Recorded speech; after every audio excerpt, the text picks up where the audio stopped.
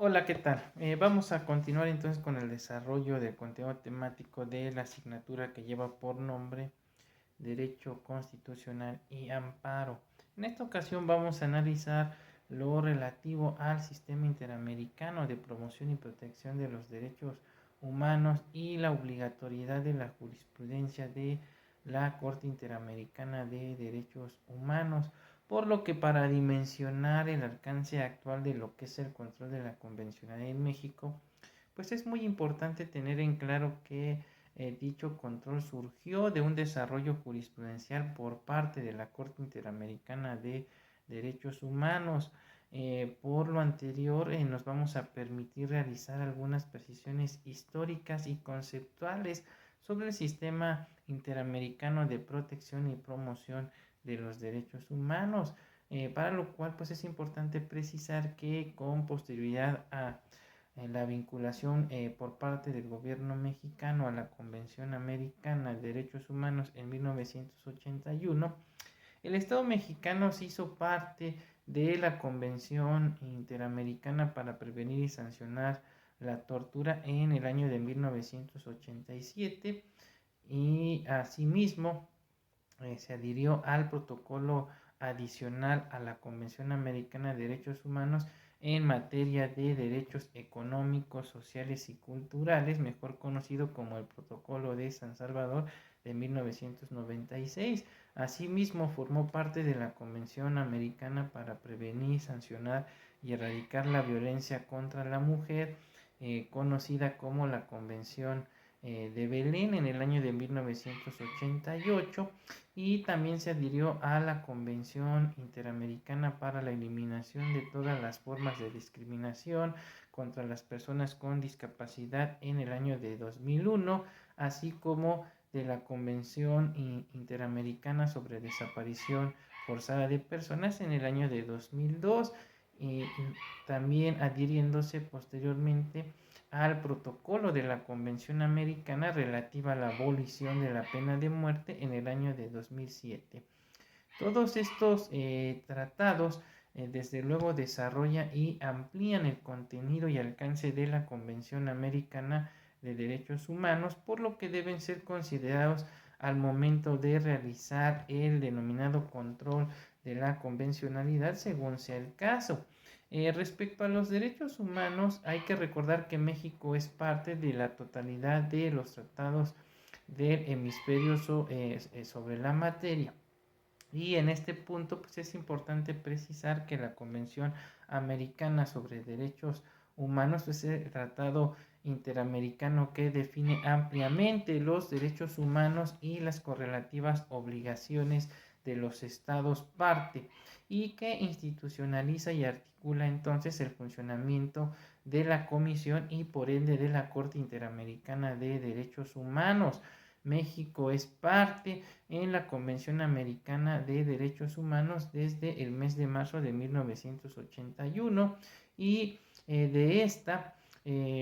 convención de la que es parte la convención, la Corte Interamericana de Derechos Humanos, deriva entonces el denominado estándar de control de la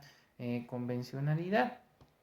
Como ya lo señalamos, la Corte Interamericana de Derechos Humanos fue creada por los propios Estados miembros mediante la Convención Americana de Derechos Humanos, y es establecida como el organismo judicial interamericano con competencia para interpretar y aplicar dicha convención y los demás tratados interamericanos en los que los propios estados le confieren competencia.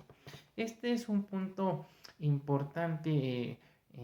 para que un Estado pueda ser demandado ante la Corte Interamericana de Derechos Humanos, por lo que se requiere como condición sine qua non que dicho Estado expresamente le haya conferido competencia contenciosa a la Corte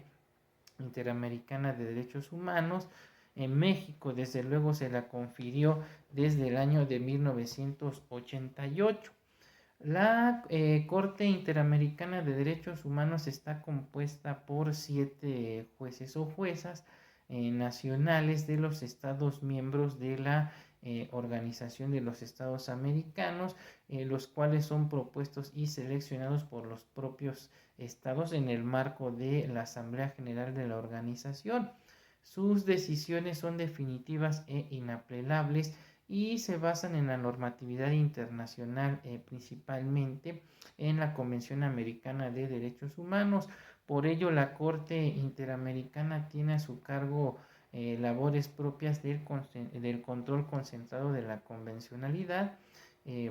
en el cual el propósito primordial pues, es analizar la posibilidad de declarar internacionalmente responsable al Estado por violar derechos humanos y condenarlo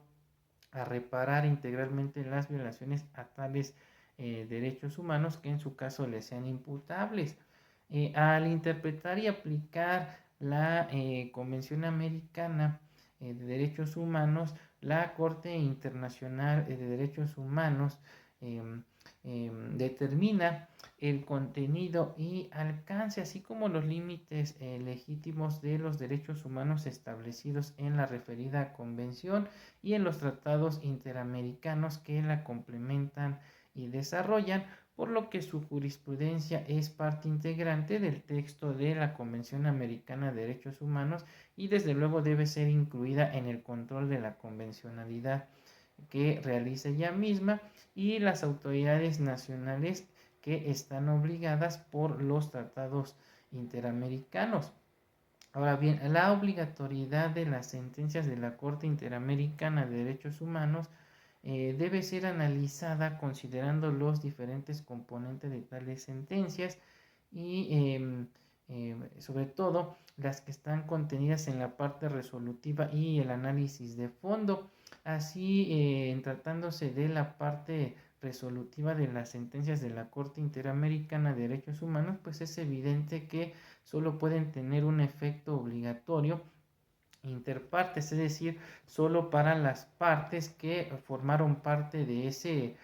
conflicto. De esta manera, las órdenes concretas que la Corte le da a México en la parte resolutiva de las sentencias en las que el Estado mexicano ha sido declarado responsable por violar derechos humanos, solo vinculan en lo concreto a México y este debe cumplirlas.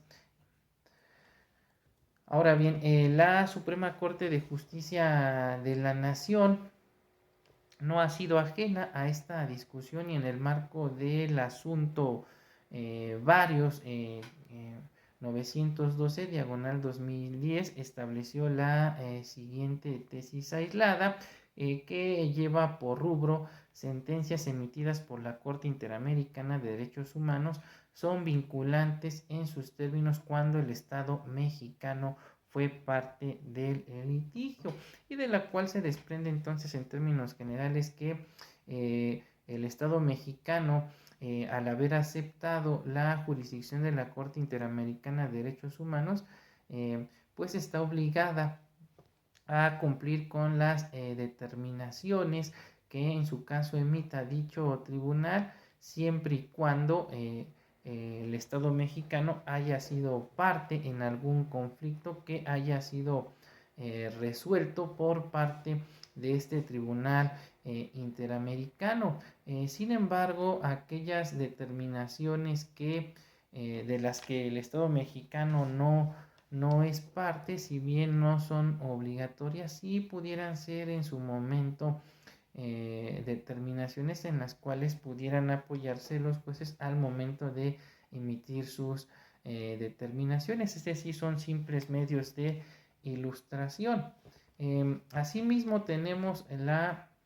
tesis aislada que lleva por rubro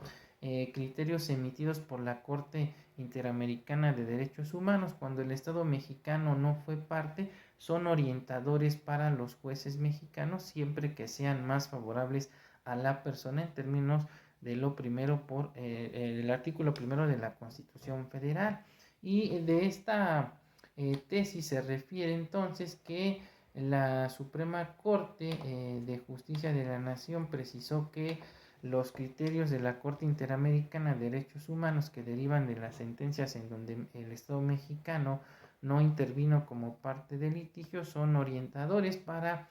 todas las decisiones de los jueces mexicanos, siempre que sean más favorables a la persona de conformidad con el artículo primero constitucional, y de este modo los jueces nacionales deben observar los derechos humanos establecidos tanto en la Constitución como en los tratados internacionales de los que el Estado mexicano sea parte, así como de los criterios emitidos por el Poder Judicial de la Federación al interpretarlos, y acudir a los criterios interpretativos de la Corte Interamericana para evaluar si existe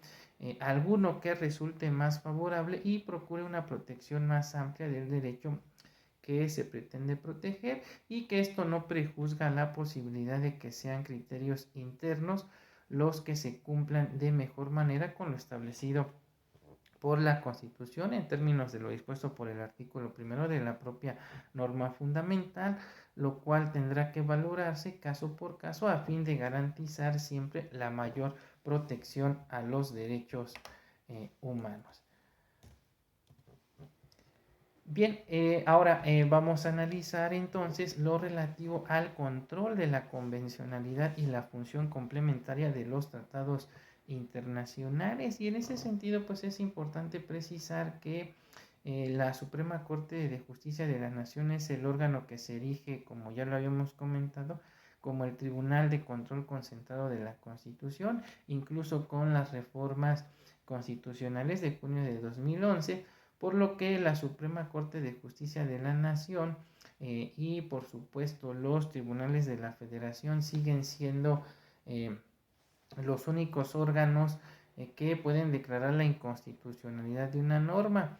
Sin embargo, mediante el control de la convencionalidad, los órganos jurisdiccionales del orden común pueden ejercer el control difuso de la constitucionalidad mediante la inaplicación de una norma, observando ya no solo las premisas constitucionales, sino a los tratados internacionales en materia de derechos humanos de los que el Estado mexicano sea parte. De ahí que se llegue a la conclusión de que los tratados internacionales hoy juegan una función complementaria en la materia, es decir, la Constitución y los tratados internacionales son considerados como Constitución, y por ende ambos forman parte de lo que hoy conocemos como el bloque de la constitucionalidad. Bien, con esto estaríamos concluyendo el presente video, y estaríamos analizando entonces ya de manera particular lo relativo a la procedencia constitucional del juicio de amparo en términos de lo dispuesto por el artículo 103, así como 107 y 170 de la ley de amparo. Es decir, ya nos adentraremos